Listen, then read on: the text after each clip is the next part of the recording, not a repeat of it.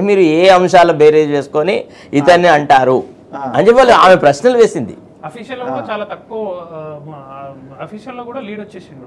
ఓ ఇది ఏది మన అఫీషియల్ ఓకే 1600 ఓట్స్ తో లీడ్ లో ఉన్నాడు. సో వారణాసి నియోజకవర్గం ఎలక్షన్ కమిషన్ కూడా వెబ్సైట్ లో అఫీషియల్ గా పెట్టిన డీటెయిల్స్ ఇవి.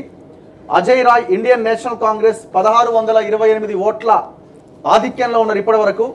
సరే ఇది స్టార్టింగే కాబట్టి ఇది కంటిన్యూ అవుద్దా అంటే చెప్పలేము.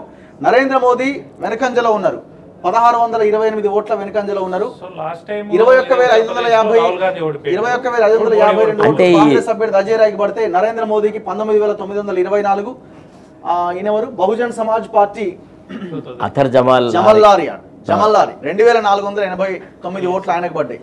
సో మొత్తానికి మోదీ వెనకంజలో ఉన్నారు. ఫస్ట్ అండ్ సెకండ్ రౌండ్ నడుస్తున్న క్రమంలో వచ్చిన రిజల్ట్ ఇది అఫీషియల్ గా. ఉత్తరప్రదేశ్ లో బీఎస్పీ ఏ కూటమిలో లేదు కానీ వాళ్ళు దేహం అంటే వాళ్ళ అంటే వాళ్ళ స్ట్రాటజీ బీజేపీ స్ట్రాటజీ వాళ్ళు యాజ్ ఎ పార్టీగా వాళ్ళు బీజేపీకి అనుకూలంగా ఉన్నా బీఎస్పీ యొక్క ఓటర్లందరూ సమాజ్వాదీ పార్టీ వైపు పోయినారు అనేది మొత్తం అంటే ఫారిన్ మీడియా రిజల్ట్స్ కన్నా ఫారిన్ మీడియా క్లియర్గా చెప్పింది. ఎందుకంటే these Dalits are not ready to accept BJP's supremacy. అంటే ఎట్లా ఈ ఈక్వేషన్ ఎట్లా వర్కౌట్ అయి ఉంటుంది కాంగ్రెస్ కి ఏ రకంగా?